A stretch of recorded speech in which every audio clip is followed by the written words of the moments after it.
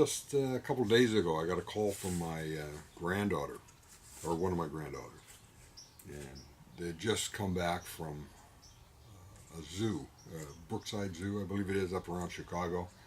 And at that zoo, they have a dolphin exhibit and show, and she had been selected out of the audience to go up there and work with the dolphins a little bit with the trainer. She's about 6, so you can imagine what all she did. But anyway, she got very excited about that. So she calls and says, "Pop Pop, can you make me a dolphin out of wood?" Of course, what am I going to say? Yeah, sure, I can do that. And I've done some a long time ago, and it turned out okay. And then the one that I recently, since I started back into the hobby, I tried one, I don't know, 6 months ago, a year ago or so, and it was this one. I don't know if you can see that. It's a pretty common one out there. It's out of Big Book of Scroll Saw Woodworking is where I got this one. And I think I've seen it other places where you can buy the pattern. So a few months ago, I thought, well, geez, if this is good, then this should be better, right? The same one, it's just enlarged. So a few months ago, I did this one, but instead of doing it as a true intarsia, I did it where I painted the parts, and that just didn't work. I cut it out, and it looked pretty good, but it didn't hold together well. It all fell apart. It was awful. And also, whenever you enlarge something like this size, and turn it into something this size, the lines get thicker. And for me, that always creates a problem as far as staying on the line, cutting to one side or another, because you're not cutting right down exactly down the line. You can stay on the line and still be weaving back and forth. But anyway, I had some problems with it.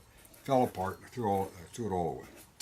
But ever since then, I said, well, I should try that again. And now, perfect opportunity, right? So that's the project. It's going to be this one. I'm going to leave it 1-to-1 size and try it again for my granddaughter. The wood selection is what I'm going to talk to you about next. But I think what I better do is I'm going to change the camera angle, and I'll show you the wood that I'm going to use and talk a little bit about wood, okay? And not that I'm an expert, but how I'm going to do it and what I'm going to do to try to make this intarsia project. Okay? Anyway, let me change the camera. Okay, here's some of the wood I'm going to use. Obviously, on the pattern itself, it has a list here of all the woods that it recommends you use, and all the parts are numbered so that it corresponds. Now, it's a nice selection of wood, I'm sure, but I don't have most of this stuff, and I'd have to order it, and I have a lot of wood around here because I do intarsia off and on. So I'm going to substitute out wood, and these are the woods that I think I'm going to be using in lieu of some of these. Some of them will match, some won't. So I don't know if you can see this one, but this is a yellow heart, mahogany, aspen, aromatic cedar. I think this is lacewood. This is red heart, walnut, purple heart, and padauk. And I don't know. I have this board.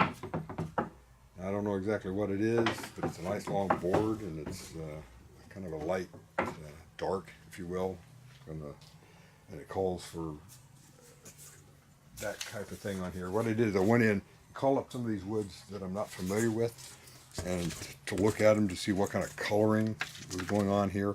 So I made a list of that, and then I went out and I found other woods that I currently have that are similar to color-wise, not necessarily grain-wise, which is always going to be a problem. So those are the woods I'm going to use. I may not use these particular sticks because over here I have a lot of cut-offs and stuff that I keep saving and I never use, but we'll see. But that's the wood. That's the pattern. It's for my granddaughter. We'll see how it goes, okay? Thanks. You know, I said I have the woods I was going to use. Well, here's where my dilemma comes in. I have all these buckets, scraps of wood that I've used on something else. There's a maple that's perfectly good, but it's, you know, odd. All of this stuff, all kinds. There's a little piece of cherry. I have all these bits and pieces, including, you know, little tiny ones like this. So at the beginning of every project, I think, well, I'll pick the wood and then I'll come over here and I'll dig through this stuff and see if I can find a suitable part. Well, we'll see if I do that, because it seems to be growing and growing and growing, and I never seem to use this stuff. But that's the plan. We'll see how it goes.